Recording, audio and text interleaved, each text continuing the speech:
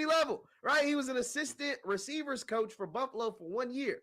At Miami for the previous 4 years, he was just a director of player personnel, meaning he helps with recruiting, right? Like you're a glorified guy. You're Ed Reed. You got a gold jacket. You help recruits and say, come to Miami. You can be like Ed Reed, right? Like that's what he was doing in Miami.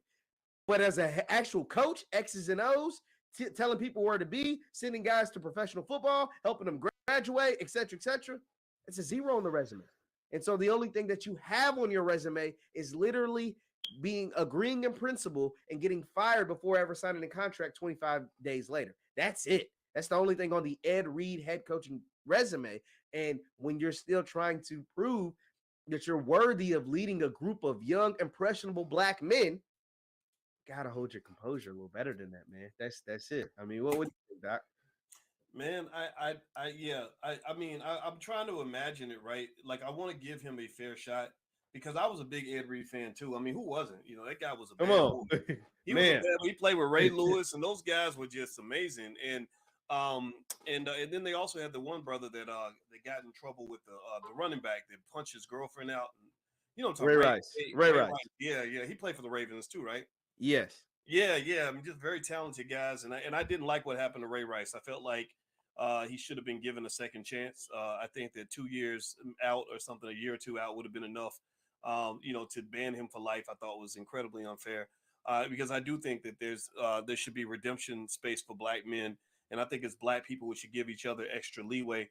I think the challenge that I'm having with this is I cannot think of another time where I saw any coach, white or black, act like that and not have people be concerned about it. The craziest coach I ever saw that I could think of was Bobby Knight.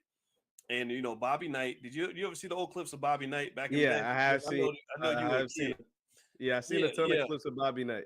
Yeah, Bobby Knight would just lose his mind and just yell at the players and go ballistic and go crazy, and people gave him a pass because he won some championships and he was a great coach, and then eventually it kind of went too far. He got to where he Absolutely. shoved the player, he threw the chair across the floor, Mm-hmm.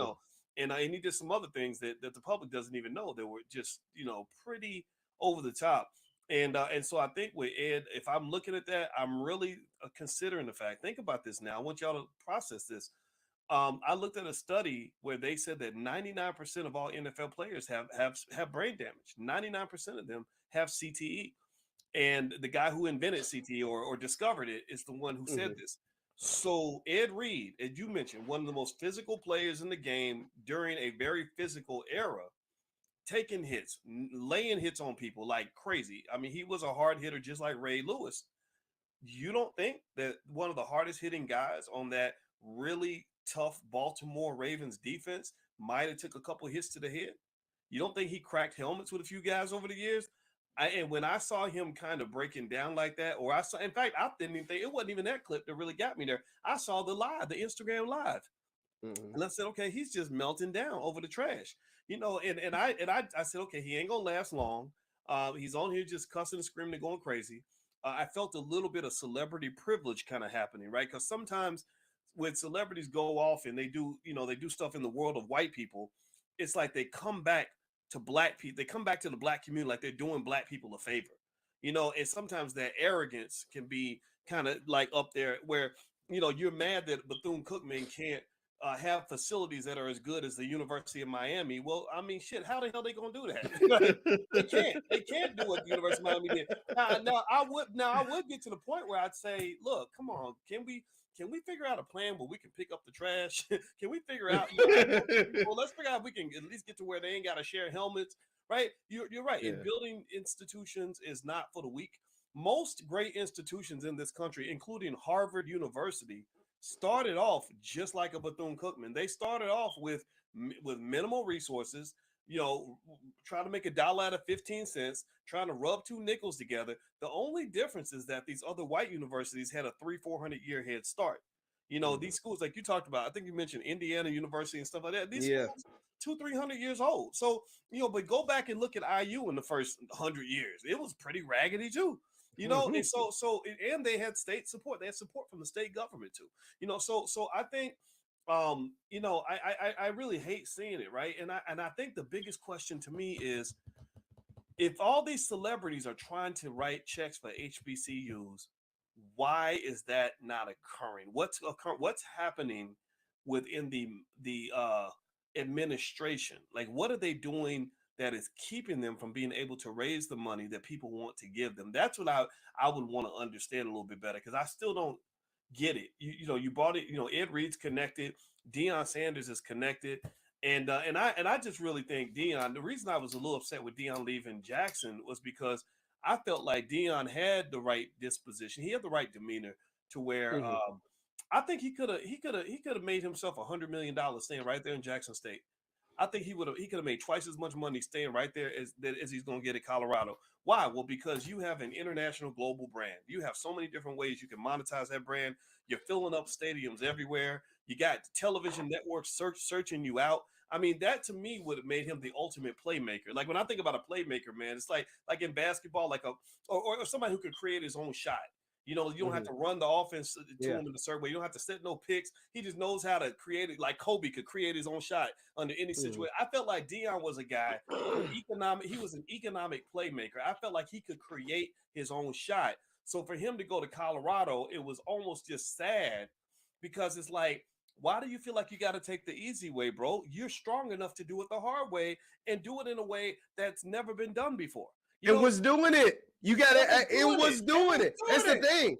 That's the thing that would hurt the most. It wasn't. It's like you can sell someone like, yo, we can have an international superstar come to a black college and make that black college the must see TV every week in college football. He can literally be the most talked about school in the country, up there with Ohio State and Yes. USC and all these people Yes. with $100 million budgets. Little bitty old Jackson State with a $30,000 budget can be just as talked about, have college game day and all these things.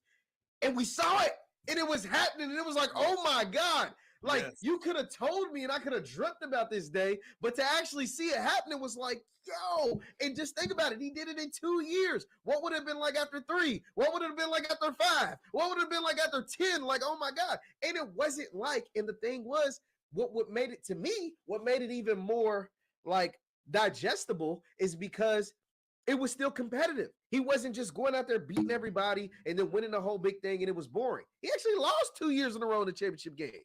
Like, he actually lost. So that made it like a story even worth watching still, So I don't know, but I get exactly what you mean, because it was because of Colorado. I mean, let's just be honest. Colorado's just another coach. He's just another coach. He's still Deion Sanders. Don't get it twisted. He's still Deion Sanders. I mean, we can't take that away from him. His resume is his resume. But at the end of the day, if they go out there and play where the talent level is the same, if not, your team is down a little bit, and they get on the field against the USCs and the UCLAs and the Washingtons, you're just another coach now. At Jackson State, he was a little more than just a coach. A little more than just a coach. But Well, at Colorado, at the end of the day, it's about wins and losses. They don't give a damn about all that other stuff. That's just, we got money already. You ain't impressing us with money. Come in there and get some wins. If not, we're going to try to find us another Deion Sanders. You know what I mean? We're going to try to find us another football coach. And that's what it comes down to at the end of the day. let me ask you a sports question then, Jeff.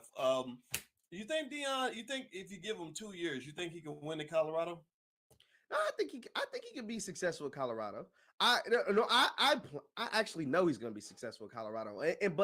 But the definition of success in Colorado is different, right? Because Colorado, this is a program with 4 winning seasons in 25 years, right? So, like, yeah, do I think he'll come in and have a winning season and multiple winning seasons? Yeah. Do I think he's going to get? We know he's going to get the players. He's Deion Sanders. He's prime time. Of course, he's going to get the players, but the competition is stiff. I mean, this is the Pac-12 that had 6 teams in the top 25. It's St. Jackson State. You're not in Kansas anymore. You know what I mean? Like, it's ain't the same. Like, it's a little different, right? You're going to be playing against the Heisman Trophy winner last year. The guy that won a Heisman is right there in the Pac-12. So it's a lot different. But do I think he's going to be successful? Yeah, I think he can have a lot of success. But I think his level of success, it's just me, whatever. I don't see him at Colorado very long. I think he's looking for his next stop. Because when you look at Deion and the way he promotes his brand and promotes even the teams that he's coaching, he promotes play for prime. Not necessarily telling you play for Colorado or go Buffs. It's really about come with me and I can take my show on the road. And I think his show will be on the road somewhere south in the next 3 to 5 years or so. That's just my prediction. Okay, well, you know what? I'm gonna say this. I was mad that Dion left to go to Colorado. It made me mad. I wanted him to stay at Jackson State because I saw what he was creating there. But I realized I want to see him do well at Colorado. Like I want to, I want to watch and see what happens. I think that with the opening of that transfer portal where they're bringing in, these really top players that want to play with him, I feel like that's going to make a difference. I think that he's got something. He's got a special it factor that I think makes a lot of players want to play for him. I think him and his sons are being very innovative in terms of how they're even using social media to Yeah. No, really they're brilliant there. They're brilliant there. They're like yeah, the best in the business there. yeah, and I just think it's great, and I love watching it. I just really wish it could have been done in the HBCU, but hey, Man. the white man wins again, right? Black people invent magic in the bottle. The white man go get his hands on it. He will own all your assets, and he will own your whole entire ass. I'm gonna own your ass and your assets. Now, I want to ask you this, just from the clips. It's funny though. Just from the clips and the different things you've seen with Ed Reed. If you're let's make the Black Business School have a football team, right? Let's just say the Black Business. Let's say we're playing hypothetical. You being you're being the chairman, president, founder, whatever of the Black Business School HBCU. Ed Reed's out there, and Ed Reed, you know what it comes with as far as resources, notoriety, attention, but also can come with a bit of losing of the composure publicly. Would you hire Ed Reed as your head coach of your HBCU football team? Why not? Because I think that it's I think intelligent masculinity has to come with an element of discipline. Now, I don't know if that discipline was there. I get it. He's a tough guy. He's a competitor and all that. But when you're dealing with other human beings, you can't just fly off the handle every time something goes wrong and think people are going to want to always work with you. Because think about it. What if every single administrator at Bethune Cookman was just like Ed? Would get on every time something went wrong in a meeting, they get on Instagram cussing. What the fuck is this? These motherfuckers, these goddamn right. What if the president of the university did that? And the vice president did that? And everybody just said, it's my right to go off. I'm passionate. I'm passionate about teaching biology class. So I'm gonna go and I'm gonna cuss everybody out because we ain't got enough books, or because students failed their tests, or because I got mad at a faculty meeting. You can't do that and be able to work with other people. If you look at the great coaches that are in the game, black, white, otherwise, most of these coaches are able to connect and relate to other people. You're dealing with the management of human beings. You got to deal with different personalities. You got to be able to keep your cool. And I feel like it'd be different if he lost it after he'd been there for a year and won some games and had a contract. That's the other piece, right? The man, you ain't even got a contract, right? That's like going on a date. That's like going on a date with a girl that looks good, and you thinking about going on a second date, and she shows her ass on the first date. Well, you're not gonna get to be engaged and get married because you didn't even take your time. Like, hide your crazy until the time is right. Like, bring your crazy out after the wedding, right? He didn't even wait. He did that before he got the contract. So I just don't know if any other way they could have handled this, especially without them looking like punks. When you get when you're in a leadership role and you've got somebody on your team that is going on social media bashing the institution and calling you names and all this other stuff, you have to act. You have to act. You can't just sit there and allow them to just do whatever and then say, "Oh yeah, I'm still going to send him his paycheck. He's still a part of the school." No, I'm sure people try to talk to him behind closed doors. And another thing too is, he's probably an intimidating dude. I mean, he was one of the baddest dudes in the NFL. So you never know, man. If he goes off, you might be like, man, is he gonna go and knock somebody out? Like, and then again, that's another liability for the institution. You just don't know. So I just don't. I wish he could have handled it in a way where he was like, I'm outraged that HBCUs don't have the resources we have. Because I'm outraged, here's how we're gonna fix it. That to me is how you set up a game plan. You don't attack anybody. You attack the problem.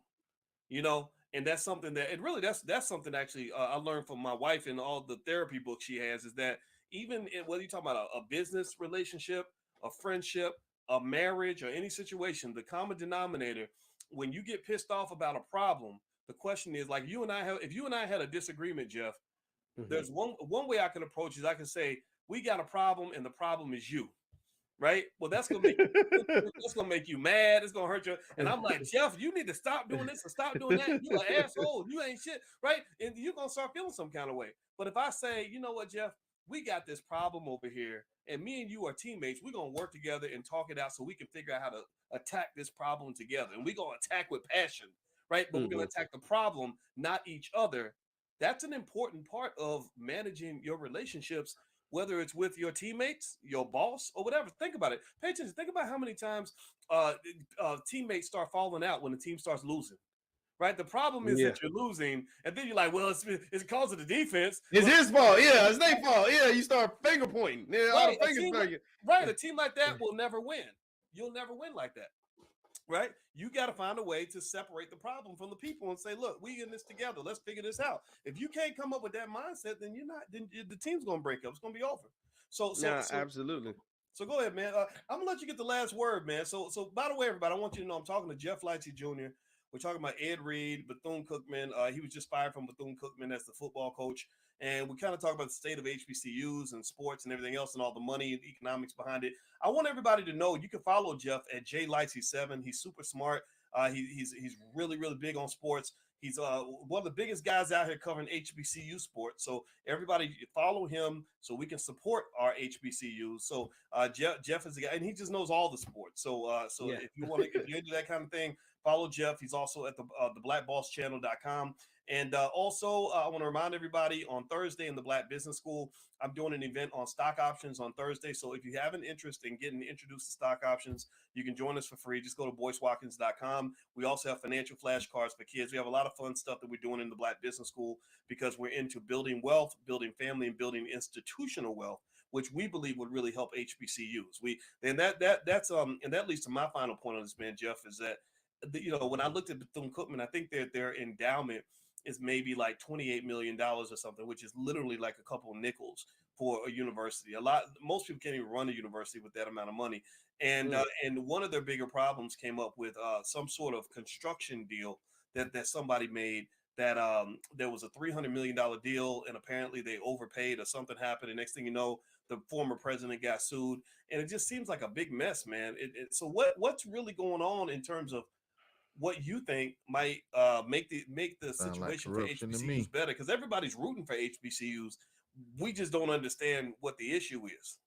Yeah, it's a multitude of issues. Obviously, you got Sound like it's the corruption to me. institutionalized racism that takes place, right? There's underfundment in the B's, the billions of dollars that it was supposed to be going to HBCUs and different institutions across the country that the money never got there. Forbes put out a list of the underfundment of different HBCUs across the country, and the total was over $12 billion, like between the different schools across the country. So that's part of the problem. The other part, there are some some shiesty deals going on, and it sounds like in the case of Bethune Cookman, there's a shiesty board of trustees that just isn't. I mean, this is being called out by the alumni of the school. This is current students, current football players, active students, and also the president of the alumni association also said he's even currently being sued by the university. Anytime anybody speaks out about what's taking place at Bethune Cookman, whether it's an alumni, current student, or whatever, they all get cease and desist letters. That was another thing, or they get their jobs threatened wherever they're currently at. So that is another problem that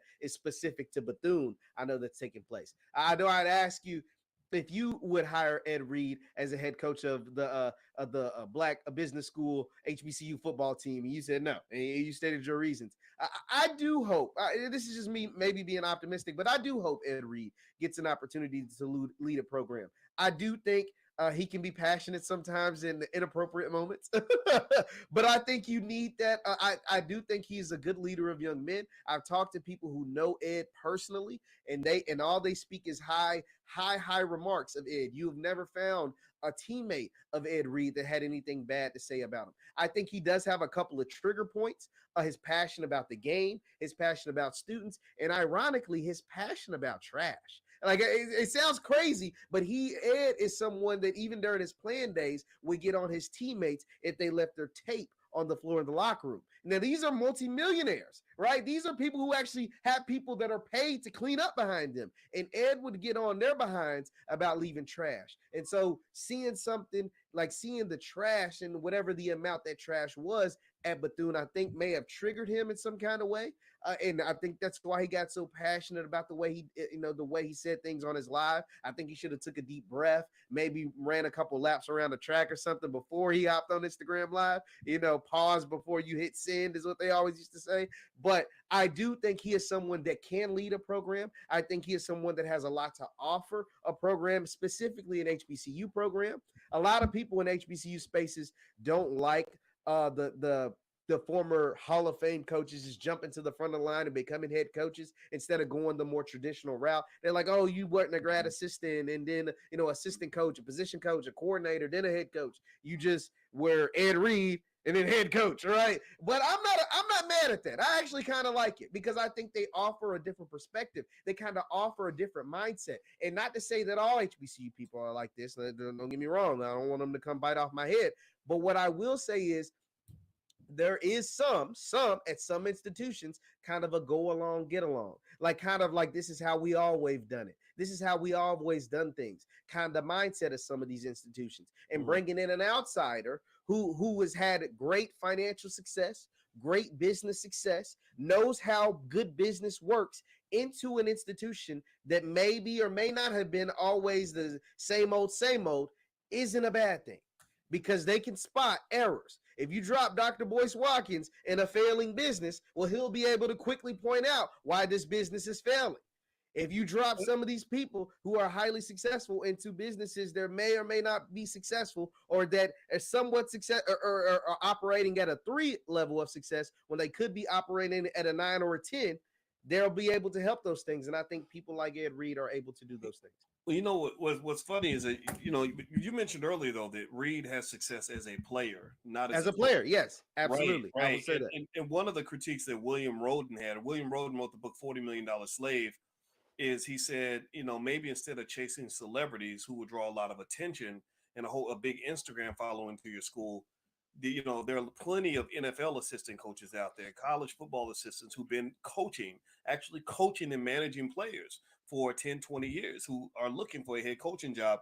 And you mentioned the idea that a guy from the NFL can just jump to the front of the line because he has athletic ability that you never had. But and that's almost reminds me of like how black actors start getting upset because all the rappers will come in and take the good acting roles. The rappers ain't never been trained to act in nothing, right? But and so to some extent, it's we know why they would jump to the front of the line, because they draw attention. And Absolutely. so really, I kind of agree with what Roden said, that you got to think about when you take a guy like a Reed with no coaching experience, put him at the front of the line, you're passing up all these other coaches that have paid their dues. You got a lot of good coaches out there that maybe they couldn't run the 40-yard dash in 4.3, but they understand how to identify a guy who can. They understand how to put together, the right type of team, the right type of offensive and defensive line, and all that stuff. Why not look into those guys? And they understand the politics of coaching, right? And so I don't know, man. I think, and I'm gonna read the statement here from Bethune Cookman when they let Reed go, just out of fairness to the university, or fairness to everybody, really. I'm not really trying to pick sides here. Bethune Cookman basically said, they said, let's see here. Hold on, let me expand this. Bethune Cookman University has announced that it has decided to not proceed with contract negotiations with Ed Reed to become the next head football coach at BCU. After undergoing a detailed assessment and review of the state of our football program, we have determined that it is in the best interest of our university athletics program and football student athletes to reopen the search and identify the next leader of the Bethune-Cookman Wildcats football team. While we appreciate the initial interest in our football program displayed by Mr. Reed during the course of recent weeks, we are also mindful of the qualities and attributes that must be exhibited by our institutional personnel during what have been uniquely challenging times for our campus as we recover from the impact of 2 hurricanes during the past fall semester. Bethune-Cookman University was founded with core guiding principles centered around integrity, accountability, and mutual respect for others. That's big. These Mhm. guiding principles have and will continue to weigh heavily in all of our decisions that impact our university. We remain steadfast and committed to building a championship caliber football program that excels on the field, inside the classroom, within our local community.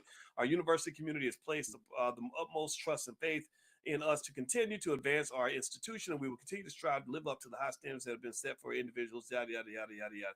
Okay, so they basically said that they're that part about mutual respect. I think that comment about mutual respect, I would I would underline that, because I think Mm. that's what they're saying. They say, man, you came up here and you disrespected us, you know, Yeah. and I think that is um, the issue. That's the challenge, man, and I hate it. It makes me sad.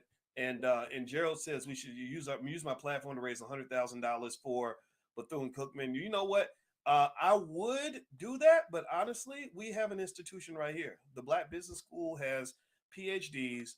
We have therapists. We have attorneys. We have the first ever Black financial therapy department. Um, I honestly don't believe in the overhead structure of HBCUs. I think a lot of money gets wasted. I think that we live in a new era. Most institutions, I don't know if y'all noticed, but most private universities will not be in business in 10 years. Most private universities will not be able to afford to charge $100,000 for a bachelor's degree. We don't do that in the Black Business School, and we educate our students at a very high level. Also, Black people don't need to just learn how to go get jobs. We have to learn how to build businesses. We have to learn how to reclaim our communities. We have to learn how to buy real estate. So that's where all my wealth is going. I want everybody to know this. 80% of my net worth when I die is going to the board of trustees at the Black Business School. I want to make that clear. So don't ever say I don't donate to an HBCU. I went out and created one, and I'm going to give my family wealth to that institution to continue the legacy. So that's what we're doing over here. So no disrespect to the HBCUs and what they're trying to do. I just don't know how you can run an institution that has $100 million worth of bills every year.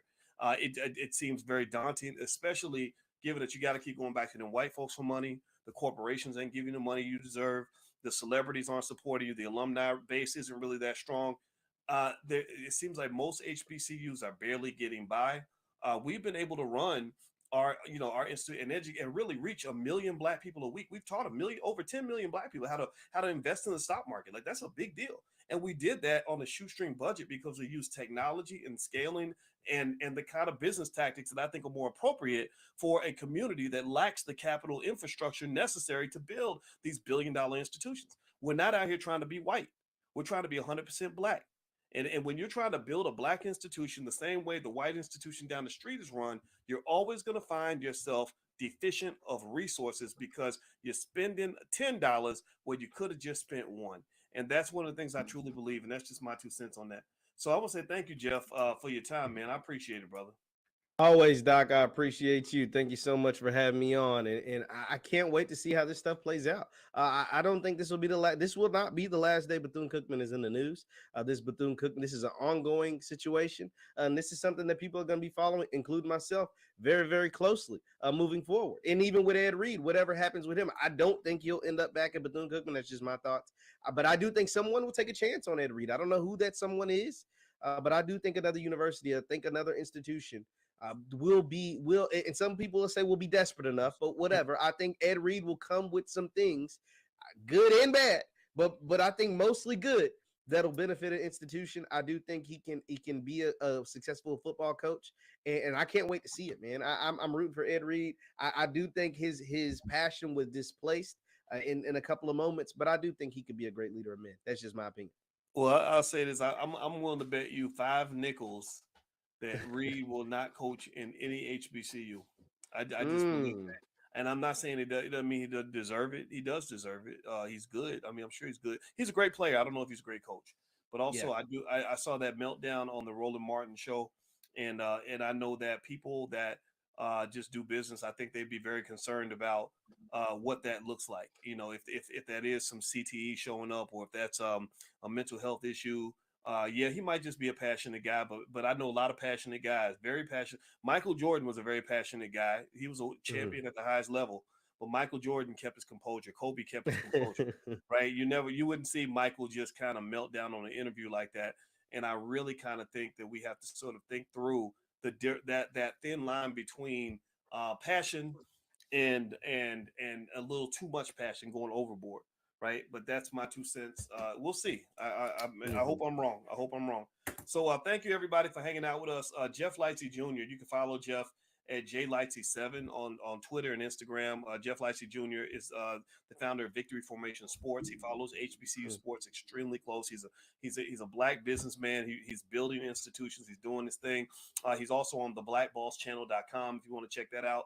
And also, if you want to market on this platform, if you ever want to market your black-owned business, like I said, we reach 1 million black people a week. We did this ourselves. We built this ourselves. Just go to drboycefinance.com, and I will shout out your business myself. So feel free to go take a look at that. All right, guys. Well, have a good day. God bless you. And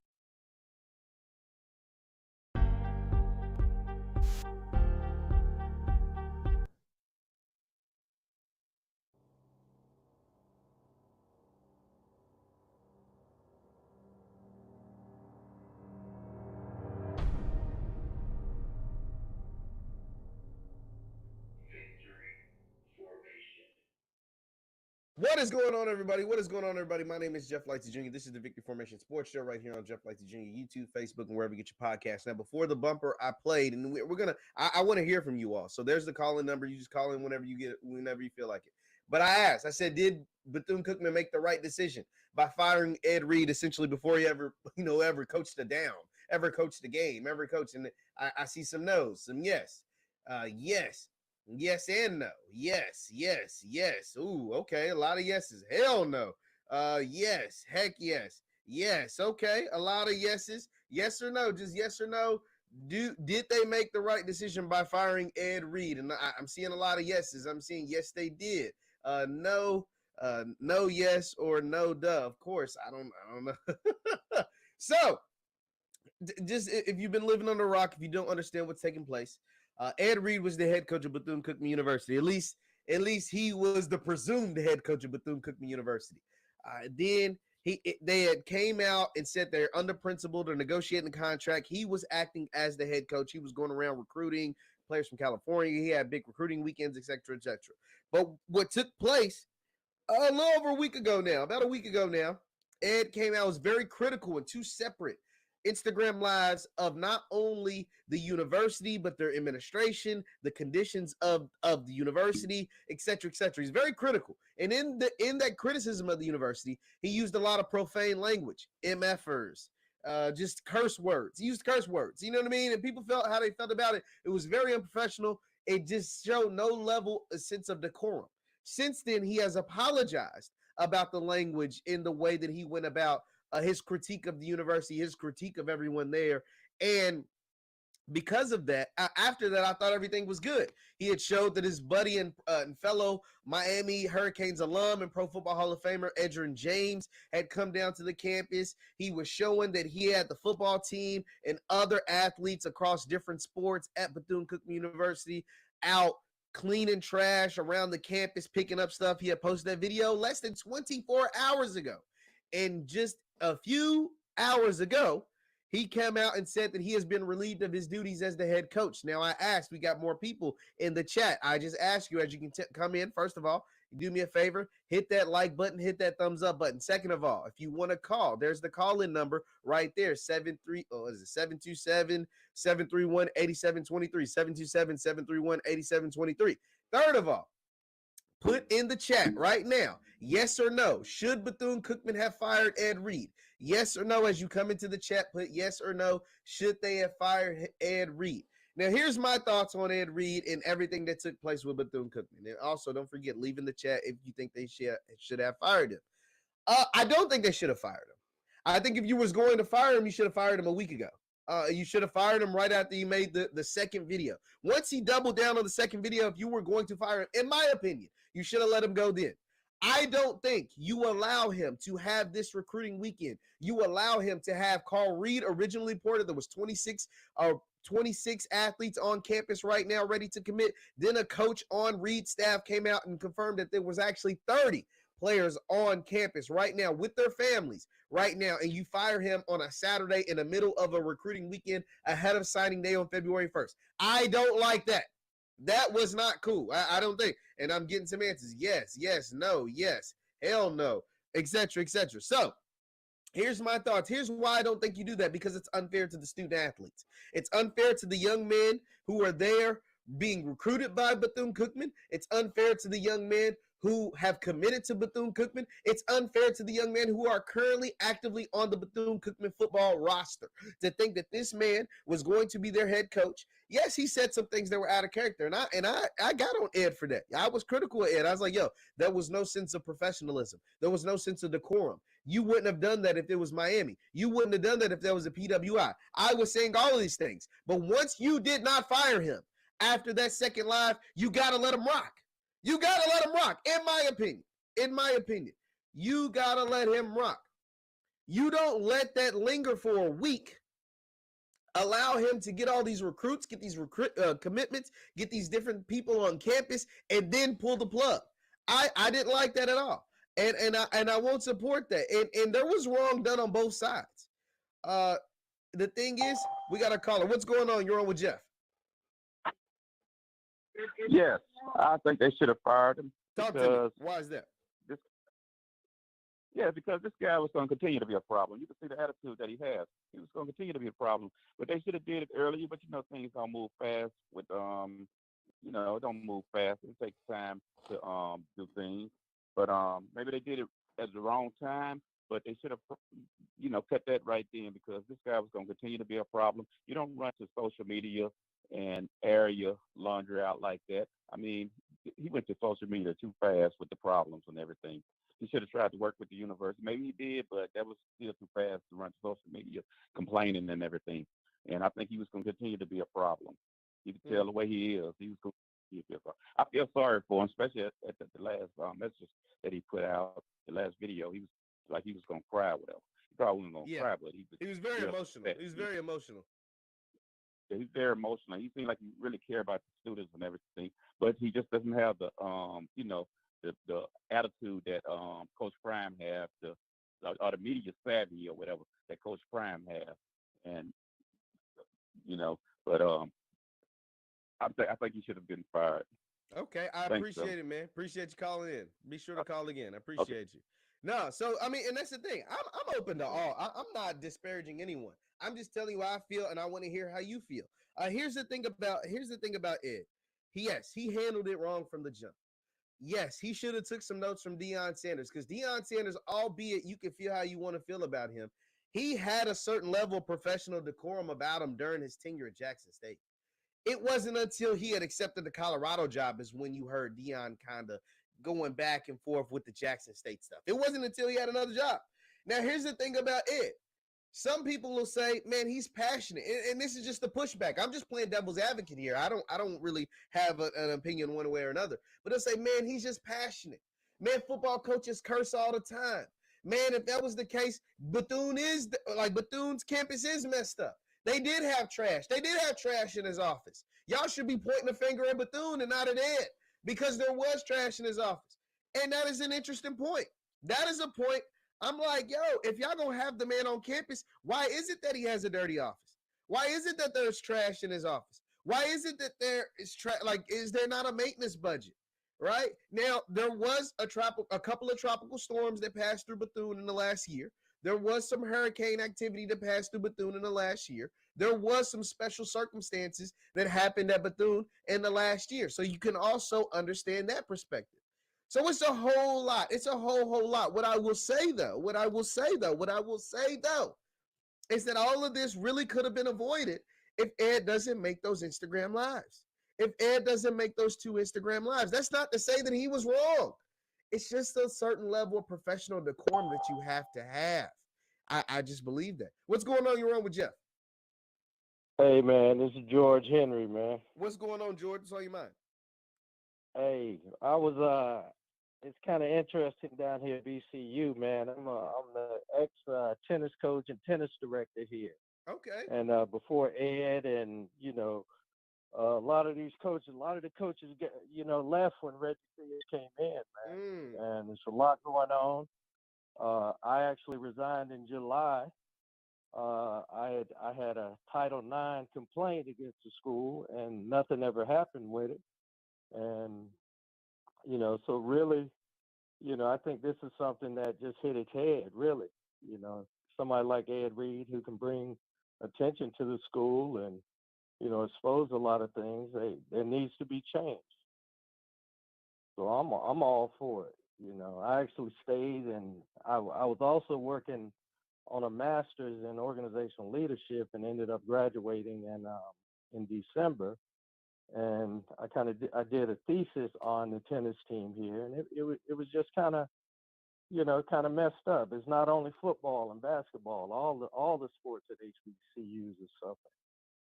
I understand, man. I So appreciate I you want to calling in. help bring light to it. Okay. So, I appreciate you calling in, man. We got some other callers, but I appreciate it. Let's just see what I'm just curious. You guys call in. There's the number on the screen. What's going on? You're on with Jeff. Hey, this is KJ. Just thought I'd call in really quickly and address some of the comments that I see in the chat. And I see these comments pretty consistently from people saying, hey, I don't think I could ever send my kids to an HBCU now, blah, blah, blah, blah, blah. Look, you all need to do some research and stop speaking so ignorantly in this chat. It's clear you don't really know very much about the value of HBCUs. You can look this up and stop sounding so stupid. Do you know that HBCU grads on average far out earn the average PWI Black graduate in this country year after year? Go look it up. It's McKinsey-based research that you can look up that came out last year. Do you know that HBCUs graduate the majority of PhDs, STEM, doctors, lawyers? I am one of them. My brother is a doctor that graduated. Both of us graduated from Jackson State University, and we are doing damn well with our degrees. So if you don't want to send your children to HBCUs based upon what is going on at a football program with 2 celebrity coaches, then you are foolish. But stop saying that ignorance in the chat if you don't know about the value and the value proposition of historically Black colleges and universities. This is all out there for you to look up and research. Stop speaking so ignorantly. Now on to Ed Reed. Yes. Ed Reed did this to himself. There is no way in the professional world, and I work in corporate America as a director and attorney for a Fortune 100 retailer.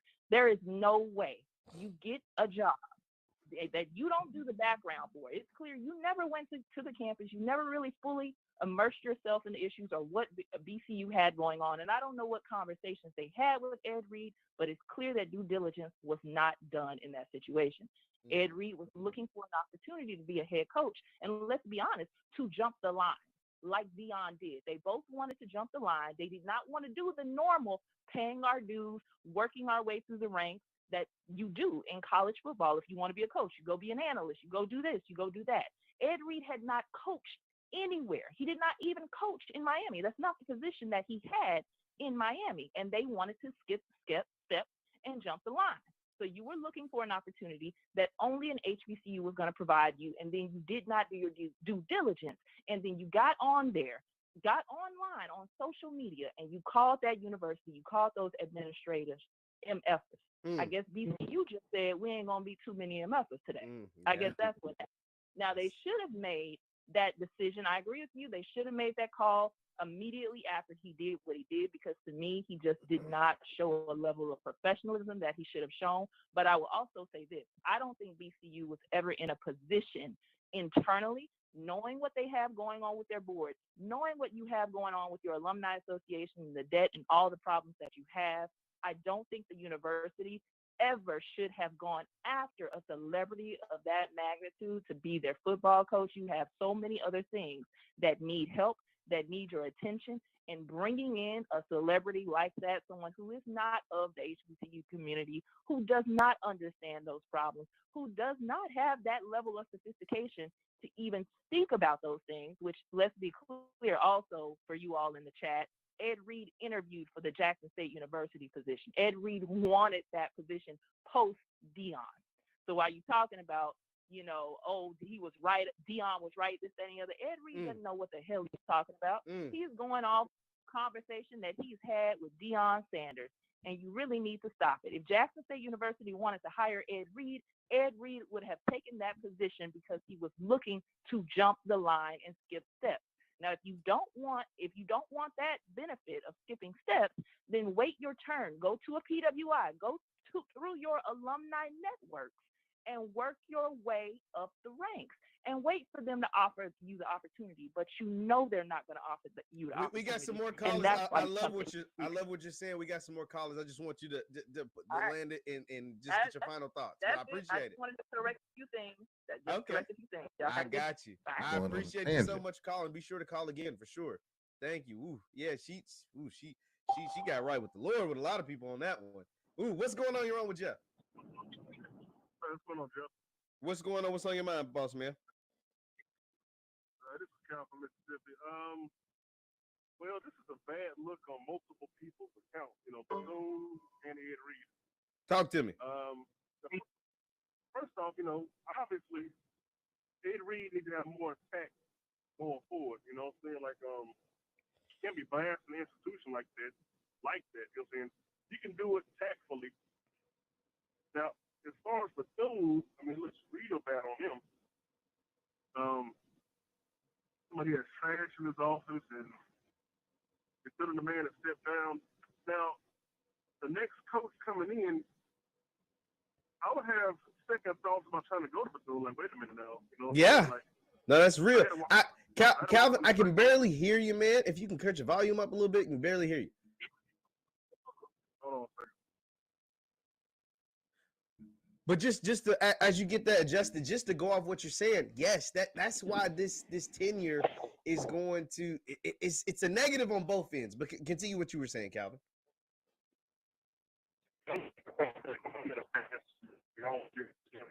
I think we'll have to have you call back, Calvin. Can't really hear what you're saying. But let just to build off what Calvin was saying, and thanks. First of all, thank you for all. If you want to call in, there's a number on the screen. Continue to hit that thumbs up button. I think here's why it's bad. Because you're going here, and I was telling She Loves D, I was over on her live earlier, and shout out to Timona, She Loves D. Be sure to go subscribe to her podcast. But on that, I was saying that there's a couple of things at play here. One, there's the HBCU community are going to feel like, I can't even think the lady's name that just called in, but she had a word to say. And an overwhelming majority of people are going to feel like her. But the national perception is going to be like, Bethune dropped the ball. Bethune is the people at fault here. Bethune are the people who did wrong here. Bethune is the ones who actually fired Ed Reed and didn't put him in the position to have success. Bethune needs to take some blame here. That's what the overwhelming position is going to be at the masses at large, and that does nothing for HBCUs. That does not help HBCUs in the right. When you have Ed Reed continuing to say, Deion was right, Deion was right, Deion was right, what he's saying is that Deion is right in saying that HBCUs aren't the place to be. That as soon as you get a chance, you need to move on. And that does not help the plight of historically Black colleges and universities. That is working in the negative and not in the positive. And so therefore, in the 25 days that Ed Reed was at Bethune Cookman, from Connecticut. Hold on, Anthony, 1 second. You got to cut your computer down a little bit for me, too. But that works in the negative and not in the positives. Talk to me, Anthony. What's on your mind? Matt, you actually just nailed what I was saying. I'm calling from Connecticut, and I love hearing you guys, people from the South, talk about these topics. Here, people follow the narratives of, like you just said, the celebrities. They will go with whatever misinformation. So I like that woman who just spoke and what you just said. That perfectly describes why it's dangerous for these institutions like VCU to hire that type of person. So with that, I'm going to let it roll because you said it all.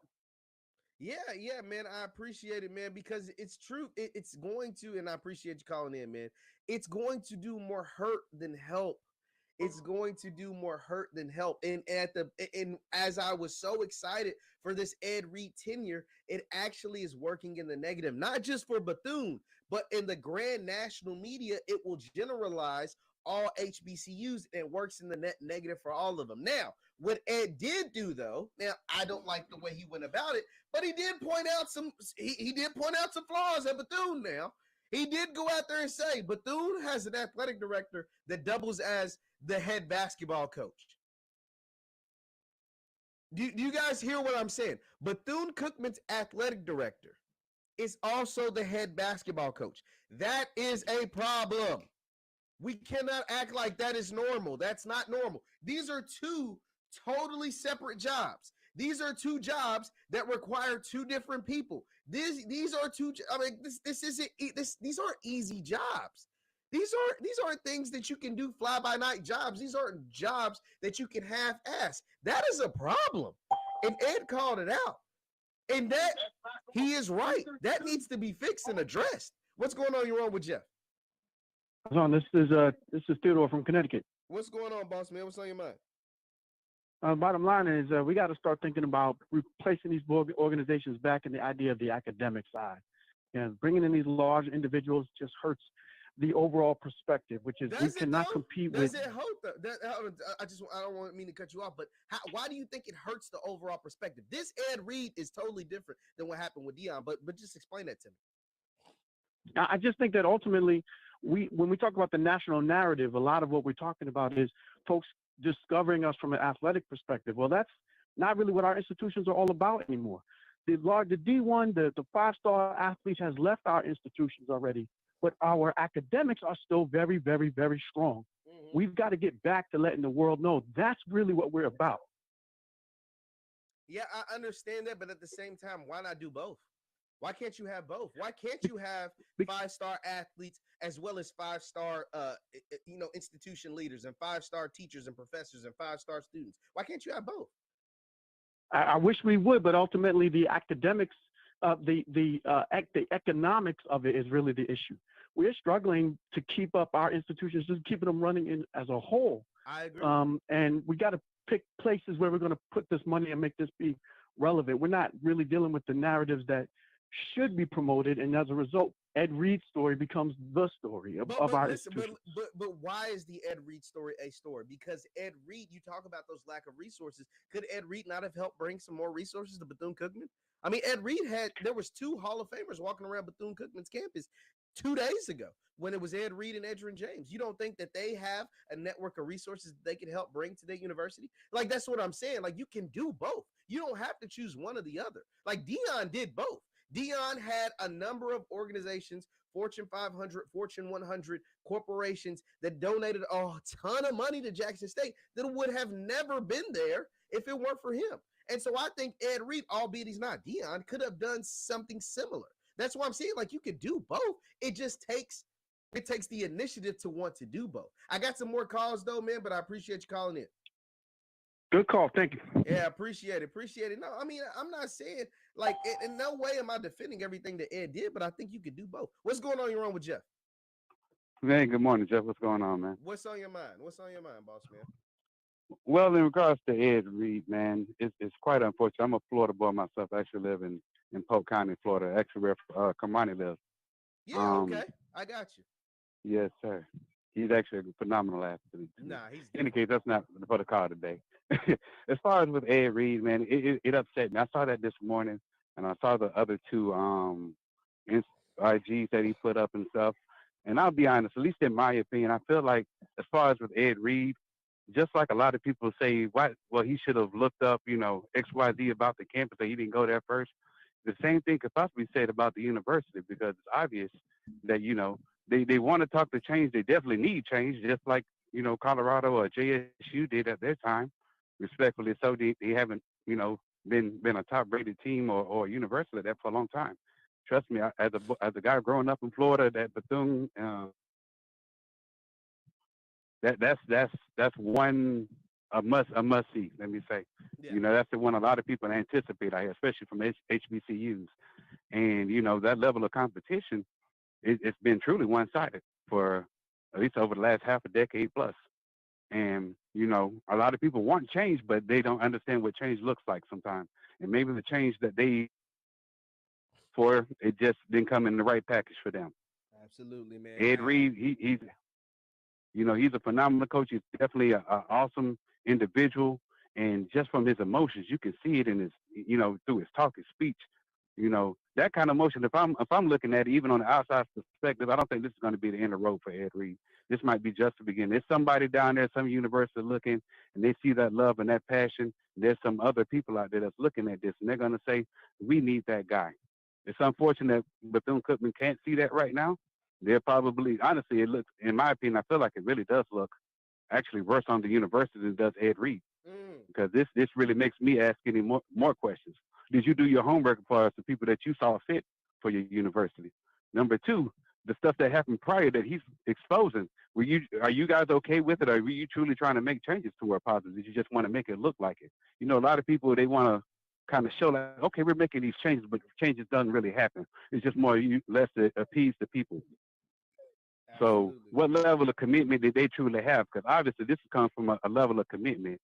Ed Reed, honestly, I can tell he's already 100% in. He's invested his time without even being on contract. He's been investing his time. He has his nephew, like he was saying down there already. Yeah. He has recruits coming that's helping him pick up trash.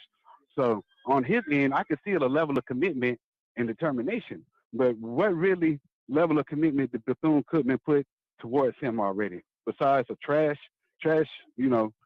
on his thing, canceling, according to him, canceling, scouting opportunities and things like this. It's two different levels of, communication. Yeah, it's different. Let me we gotta get some other folks on here, man. But I appreciate it. No, it's the full call line. We gotta crying baby. But I understand what he's saying, man. It's going to be interesting to watch how some of this plays out. What's going on, man? You're on with Jeff. Jeremy. What's going on, Jeremy? What's on your mind? Not much, Jeff. Once again, I like your show, man. I love you. My thing is like Eddie Jordan was alluding to. There's a lot of those HBCU still ain't got their land grant money. Like Prairie, for instance. Yeah. They get all the money they supposed to got. And see, like I was telling people, you look at them HBCU, and you always talking about why they can't compete and all that.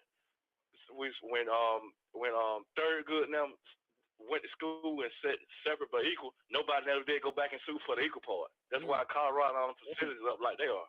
And so, and what other employee you can cuss out on a job, expect to still have your job. And another thing, that's understandable. Why he wanted the Miami job, everybody know that.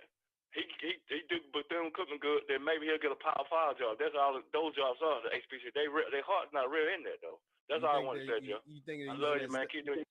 Well, I appreciate it, man. I appreciate it. And that goes to the stepping stone thing. But in all reality, it's like, is that a good thing? Is that a bad thing? That's a totally different question. Oh, man, we got a bunch of calls. Let me see if I can remember who was first. We got a bunch of people. Be sure to hit that thumbs up button, by the way. What's going on? You're on with Jeff.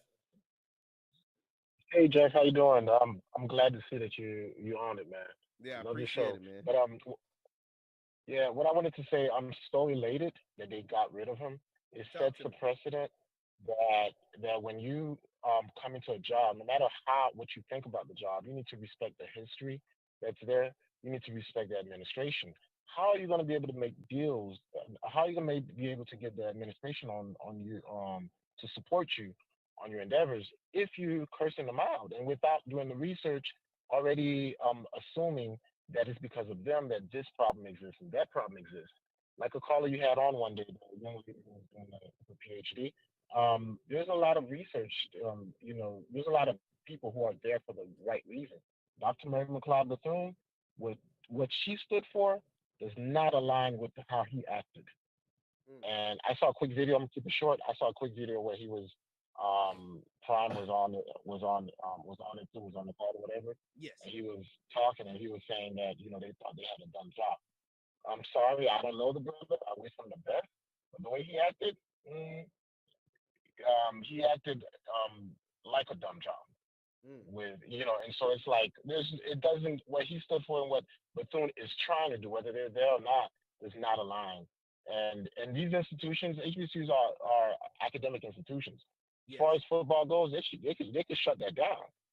Because that's not the focus. The focus, football is an accessory. It is important. I get that part, but that's a bad way of looking at it. And I appreciate your call, but we got a full call line. But I appreciate you calling in, boss man. No problem.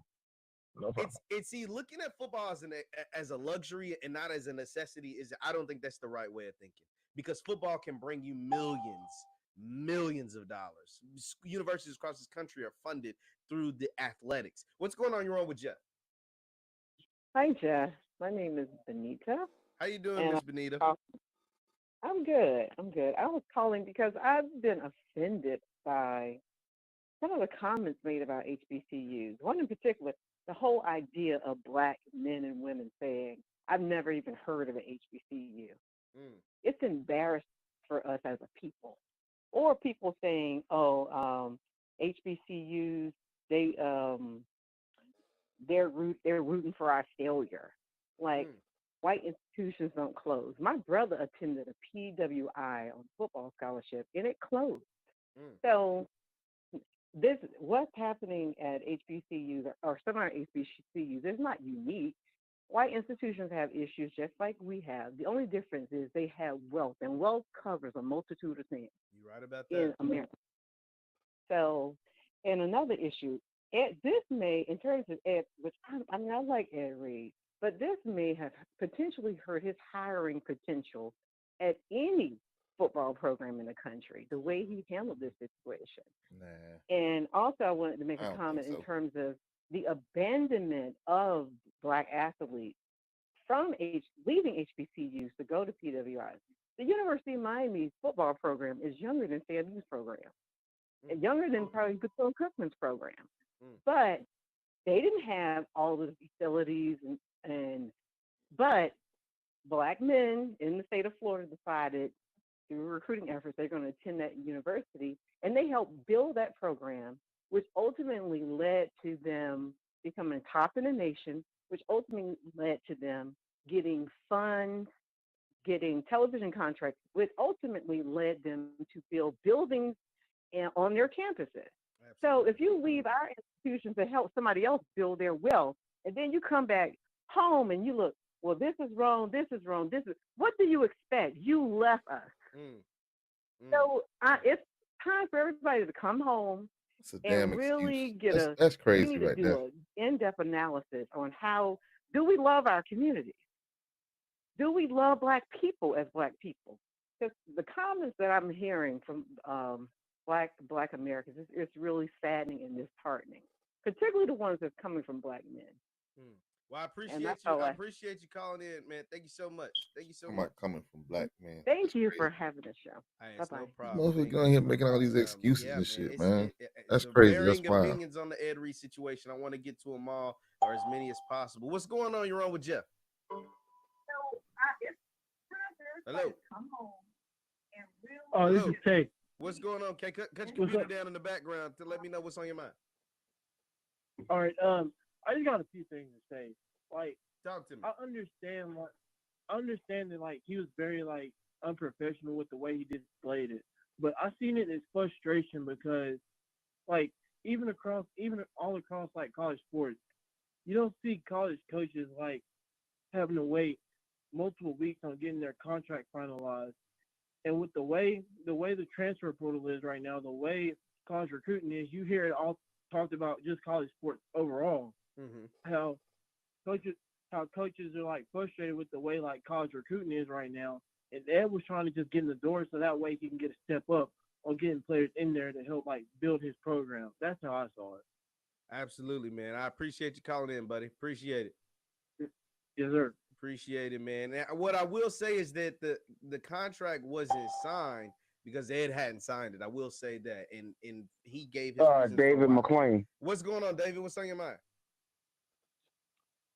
Well, I thought Ed Reed was a good choice, but his reaction to the comments from when he said he felt like what Dion was saying about HBCUs, I thought he should have been a little bit more mature about it, but in the end, I felt the school made the right choice because he didn't sign the contract, first of all, so he really wasn't engaged enough as an employee. But overall, I just want to say that, Jeff, I like everything that you're doing. I support your show 100%. I did join your channel. So I think they need to reach out and try to find someone else who wants to stay and see the school grow. I don't want it to be another Deion Sanders situation. Well, I appreciate you calling in, man. Thank you so much, man. But I appreciate it. Thank you for all your support. All right, thank you. Thank you, man. Nah, I'm here to listen to the people. What's going on? You're on with Jeff. Hey Jeff, this is Musa. What's going on, Musa? What's on your mind? Sorry about that. I got a cold. No, I was just going to call in. I don't know if people ever heard of me, but I played at FBS at Temple, but I started out at Grambling just as a prerequisite. Just to give a heads up, I think that every hire was a good hire. I don't think this instance calls for him to be fired. I think it could have been a sit down and a requisition. He did put out a letter, I know. And I know a lot of insider and HBC people were upset, and there's always extreme people that feel like, oh, you do something wrong, you can them. But where's like at a job, if you mess up the first time, you get a corrective action. So I think it could have been a corrective action because on a global scale, people always take the side of the bigger star. Now, and this is one thing that I wanted to make a point. A brother called in about, he was calling about why we are academic institutions prestigiously, but the reason for athletics, to break it down very simple, athletics is your advertising department. That's how you advertise your school. Even to the students, there's people that go to Michigan and all these big universities just because of football game, because they see it. The more you see something, the better it is. I'm sure as a person that might be better than LeBron James, but we'll never know him because he's not on the global scale. So athletics is used as your advertising to the world. And I think a lot of HBCU people, we stuck in our mindset and we think that, oh, well, you can't get with us, then you got to go. So that's just something to think about for the future. Hopefully somebody else will come in and this will be a learning experience. I hope so, man. Appreciate you calling in, man. Appreciate it. Appreciate the perspective. Take care. Yeah, it's going to be interesting, man. What's going on? You're on with Jeff. Hey, this is Mr. Ford. Can you hear me? Mr. Ford, how you doing, sir? Yeah, let me turn my stuff down. Hold on. I know you can. Hey, this is Mr. Ford. Can you hear me? Yeah, I just wanted to say I want Bethune Cookman to look inward and get some of their own people. They have produced quality people. If you want to get a pro player to be over your program, how about Rasheem Mathis? If you want somebody that's been active in college football, how about Alan Super? You turned out people. You don't have to go outside your school to get, outside of your family. So that's what I want to say about the whole thing is, I ain't going to be honest. I'm going to be honest with you.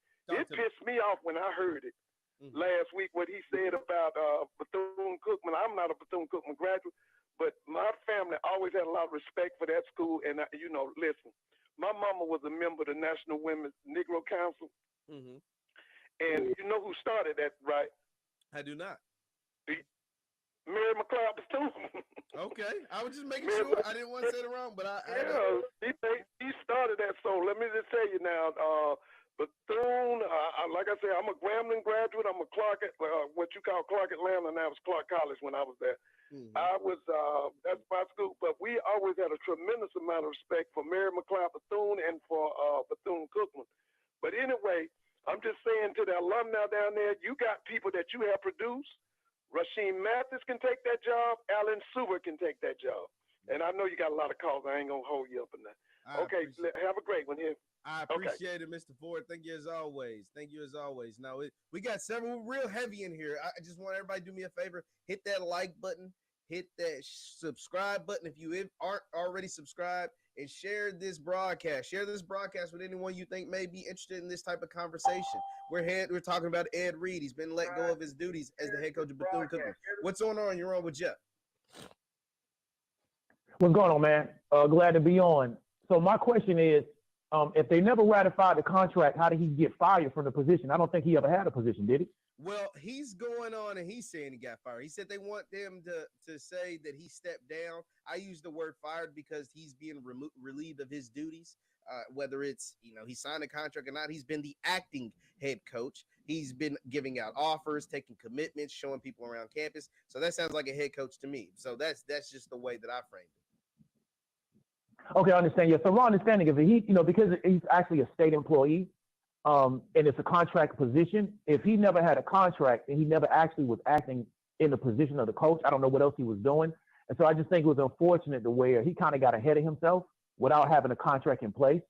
So I don't think that's an HBCU issue. I just think him not really understanding procedure to where you probably don't do certain things until you got a contract in place. then now you got some kind of foundation. But if you're just doing stuff with no contract, then essentially you put yourself in a position to work for free. It's a valid point, man. That is a valid point. I appreciate you calling in, man. We got some more callers, but I appreciate it. It's very valid. Be easy. Be easy too, man. I mean, that's true. When you're working without a contract, it makes things like this a whole lot easier. I'm not saying it's right or wrong. I mean, I'm not saying what's right and what's wrong, but it's just the truth. What's going on wrong with Jeff? Hey, this is Kenneth Ford here. Can you hear me? What's going on, Kenneth? What's on your mind? Hey, I'm giving you a call because I went to a HBCU. I went to Tuskegee University, and I started watching your show, and I really started paying attention to what Deion Sanders was doing at Jackson State, and I thought it was a wonderful thing. And I thought that more of the star football players should do what Deion did. And so I thought that Deion Sanders kind of used Jackson State as a stepping stone, but I didn't really see that as a problem. I thought it was mutually beneficial, to both of them. Yes. And even if they do that and use them as a stepping stone, I think the HBCUs can benefit from that. And when I first saw that Ed Reed was taking the job at Bethune Cookman, I thought it was a great thing, and I hope that he would have a similar impact as Deion did at Jackson State. But I would say that I've looked at the things that Ed Reed posted, and my opinion is just that I think Ed Reed, the only criticism I can give is I think he does need to be a little bit more professional with it. I think he started blasting Bethune a little too early. And if I look at what Deion was critical of Jackson State also, but he waited. He didn't do it immediately. It's on his way out the door. Invested. It was. And by the time he was on his way out the door, he had done so much for the university that he earned the right to criticize. Whereas Ed Reed sort of did it, right off the bat. And I think that he could have took a more professional stance.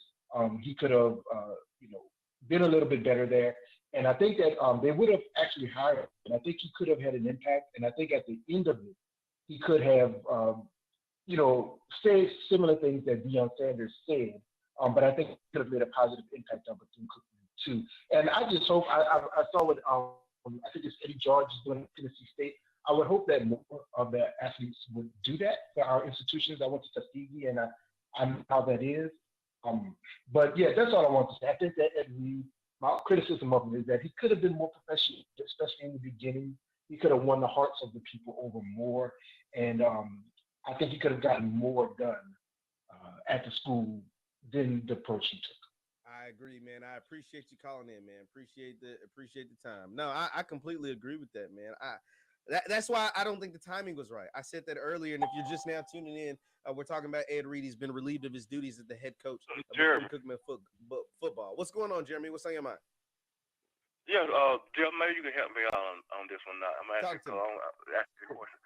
It's 107 HBCU, right? Yeah, somewhere around there, yes. And most of them all in the black community, right? Absolutely. Why they don't own no real estate around the black community they in? I can't answer those questions. I'm not in administration, and I'm not saying that they don't. I mean, I feel like some of them do. Do they not? Do they not own the property that they're on? I know they own the property. I'm talking about like around the school. Why don't know help? Like what the school says, like in the community, like Jackson State in the school. Why they don't have like a Jackson State grocery store? Where are we going with this? Where are we going with this though? My question is that will help build up the infrastructure and the school. Well. Now we're getting into institutional racism though. We can't act like this country hasn't purposely held back. I'm not saying that. I'm not saying. If we gonna get into that weeds, it's a whole different can of weeds we talking about here. I'm not saying that. I'm just saying this is like a lot we can do to help ourselves. Like they got like a lot of these alumni, not alumni. They got alumni and all these fraternities. Why they don't help build up around there? That's what I'm saying. They come to school and do step shows. That's why they can't buy properties around the campus. That's all I'm asking. I got you, man. Well, I appreciate you calling in, man. Appreciate it. Anytime, Jeff. I love you, man. You do a good job. I appreciate it, man. Yeah, we can't get into that because we know how institutionalized racism works. We can't act like this country hasn't done that to black people and black institutions for the entire existence of this country. So let's not do that. We talking about Ed Reed though. We're talking about Ed Reed. He's been relieved of his duties as the head coach of Bethune Cookman. I want to get you guys' opinion in here. Be sure to hit that like button. What's going on? You're on with Jeff. Hello. Hello. Hello. Yeah, you're on with Jeff. Hello? What's going on? How you doing, man? Yeah, what's on your was mind? just calling to the show to make a point. Say like everybody worrying about how Ed Reed not being professional, but what's the people who running the school being professional? Does the school look professional? Like people not focusing on that point, they just focusing on Ed Reed should be professional. And I think that's one of the biggest problems of why the school in the situation is in at the moment. That's a valid point, man. That's valid, man. I appreciate you calling in. All right, keep up the good work, man. Man, I appreciate it, dog. Thank you, thank you. No, I mean that's true. Like they were wrong on both sides. Don't trust me. We have to like we holding Ed Reed's feet to the fire, but we also holding Bethune Cookman accountable for some of this. What's going on? You're on with Jeff. It's Rashad. Hello, can you hear me? Yes, sir. What's on your mind, Rashad? What's on your mind? How you doing, Jeff? Man, my name is Rashad McNeil.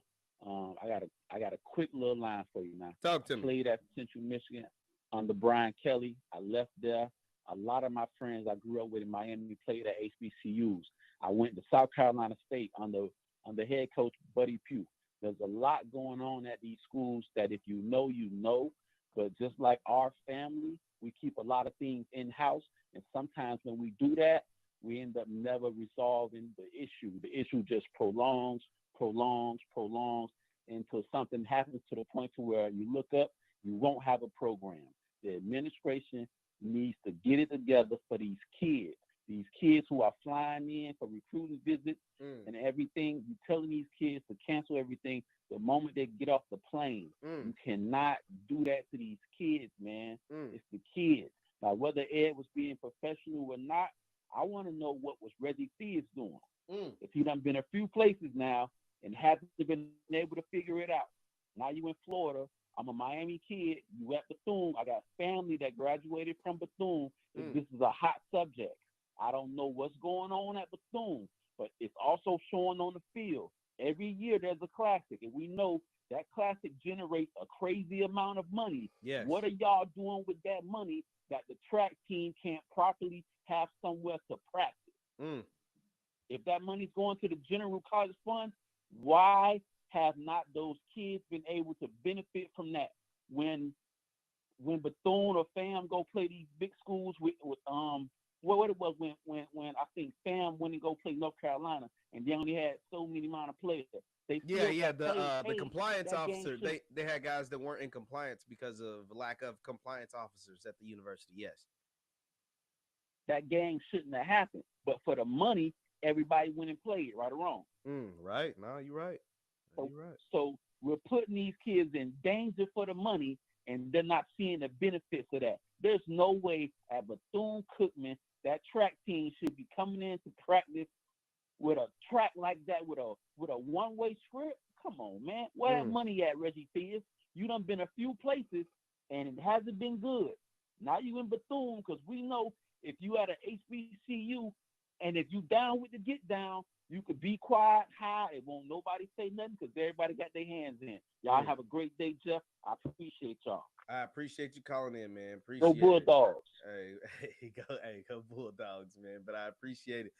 He brought us some valid points that I will not argue. What's going on? You're on with Jeff. And if you want to call in here, I'll put the number back on the screen. What's going on? You're on with Jeff. Hey, this is Joshua. This is Joshua from Georgia. What's going on, Joshua? What's on your mind, man? Hey, man. So basically, not really a problem with Ed. My whole issue is with the whole HBCU the whole HBCU is talk to me. How is it from Jackson State? Let's just put Jackson State, and I'm gonna go through with Ed Reed. So basically, Dion's basically pushing just this easy food. Let's get these guys just the names on the back of the jersey. Just easy, simple. My thing, just easy, simple things to just normal. I think Ed Reed is talking about dirty buildings, dirty facilities. I just think it's more about HBCUs need to get their things together than more about Ed Reed. That's just how I feel. Okay, man. Appreciate you calling in, man. Appreciate it. But Ed Reed still had. I mean, he still didn't go about it the best of ways. That's the only thing. What's going on? You're on with Jeff. Brandon. What's going on, Brandon? What's on your mind? Hey, what's up, man? I'm the Wildcat that called you the day he got hired when you did your live. And Okay. yeah, basically, I kind of got mixed emotions about it. I'm really devastated about the team that he was about to build. That's kind of the greatest loss to me because if you know just the recruits he had, we were going to get back to that rugged MEAC play that we were known for when we were on top of the food chain. So I don't think all hope is lost. You know, we don't know what else they'll do. We didn't see Ed Reed coming, so we don't know who else will come. So I'm not gonna lay down just yet. But I will say in all the talks, I hear a lot of people talking about, you know, what he said was true, and you know the school needs to do better and all this. I'm gonna, if as an alumni, I grew up as a Wildcat. My parents went there, met there, got married. I've been there all 34 years of my life. The alumni has been struggling with the board for years. There was even a lawsuit. The Alumni Association sued the board of trustees to try to get more transparency to what's going on. So I feel like a lot of people really underestimate when we're on the ground the fight that we're having, and I think that Ed did that as well. I'm sorry, he did not have the right. He had not earned his stripes yet to talk about my school like that publicly. He had not done that. He had not won a game. He had not even officially got under contract. That was not the time or the place. And if he would have tapped into the alumni, if he would have tapped into the bloodline of the school, I think he would have found much more support than he thought. It wasn't a good move. It wasn't a good look. I feel like people who congratulate him for speaking out, even if it was true, you all act like you never heard the concept of family business. I'm not talking about sweeping things under the rug, but you know there are certain things that you handle with in house, and then when you out to the world, you put on a united front. You know, siblings can fight all day, and as soon as somebody from next door come and try one, you know they band together. That's how you do that. You don't get on the social media talk about, oh, I'm out here picking up trash.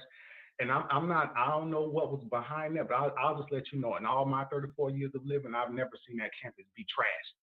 I know that we did just come through 2 hurricanes. We are fighting to get states to help us come through stuff. So that could be what he's talking about. But to me, he put out the image that you go to Bethune Cookman, it's like a trash all over the floor. Excuse my language. But it's kind of the way. I'm gonna get to some more callers, man. But I appreciate you. I appreciate you calling in, man. Appreciate it. I appreciate it. No, I mean that's true. And first impressions for a lot of people are everything, and that matters. What's going on? You're on with Jeff. Hey, what's happening, Jeff? This is Jalen, man, from Bowling Green. What's going on, Jalen, boss man? What's on your mind? Man, first of all, I appreciate you for continue covering HBCU sports. In regards to this whole Ed Reed thing, man, I just now heard about it. Seeing that he's I guess fired or didn't get to take the job. Yeah. I do kind of feel like, you know, I'm not a BCU alumni thing, but I do feel like both sides probably could have handled the whole situation better. Of course, I feel like, you know, Ed Reed probably could have went about his grievances in a different way, and of course, you know, BCU finds their own things to fix and things like that. But I do hope that, you know, both sides still kind of like come up. Like I still love to see Ed Reed, you know, coach at HBCU one day. Yeah. I hope that doesn't this whole thing doesn't taint that, and I hope, you know, it's best for Bethune Cookman as well. So I can't just hate that it happened, but hopefully both sides can still grow from this, you know. Absolutely, Jalen, man. I completely agree with you, man. Appreciate you calling in, buddy. Definitely, man. Keep doing your thing, bro. I appreciate it. Jalen also is an HBCU graduate of Kentucky State University. Shout out to the Thoroughbreds. Now, yeah, like you said, man, I definitely think there's things to be learned on both sides. This was Ed's statement. If you're looking at the screen, this is his statement that he said after he was relieved of his duties. What's going on? You're on with Jeff. Okay, how you been, man? How you been? Hey, I'm been all right. What's on your mind? Good. This is what's on my mind, and I just really had to keep it real. Talk to me. I love our people, but this has had nothing to do with Bethune Cookman. Come on, we got to keep it real. Talk to me. The brother What you didn't mean? say that he did not build up any equity in the place, in the student body, in the community. He ain't Dion. He ain't Prime. Prime did a whole lot internally before he even whispered what was going wrong at Jackson State. I don't think the brother really wanted to do it.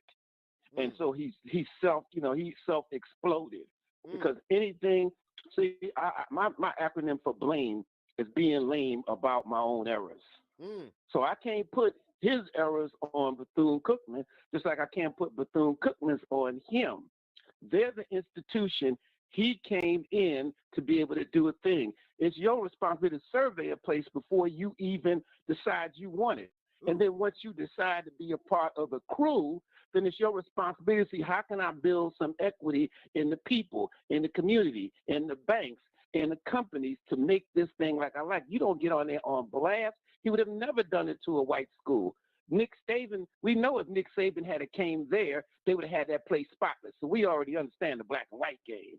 You already understand that they would treat him like they would treat different. But you don't come in there blasting the people and then expecting them to rally around you to support you because you killed it. You killed it because loose lips sinks ships. And he did that. And I think he did it because I don't think he realized once he got there, he ain't Prime. He don't have that charisma. Prime got a resume outside of playing in the NFL and in Major League Baseball. It's just as big as what he did in pro sports. Half the people don't even know Ed Reed before he even got there, who are not in the NFL and in football. So he didn't build anything up. He tore it down himself because nobody don't even know if he's sleeping in the car eating out of the Waffle House. Let's keep it real. He looks bad. He ain't got it together in terms of how his appearance is. We loving him because he's a Hall of Famer NFL. That's why we love him. But his ability to do what he needed to do to create what he could have created was on him, not on Bethune-Cookman. He didn't romance the place at all. He came in saying, look, you ugly, you fat, you ain't got no clothes. You asked for the date. So if you ask for a date with a girl and you know she big, don't get her in the street and insult her and call her a big fat woman and you ask for the date. So I lit into him a couple of times, on the comments. But I mean, this was him because now he back in his car eating chili cheese dog out the back seat. You can't step in there. Prime didn't do that. Prime for his family, his kids, his resume, his smile. He just everything in a bag of chips. So when he speaks, everybody shifts. But this brother didn't give himself 4 months, 6 months, one season. He killed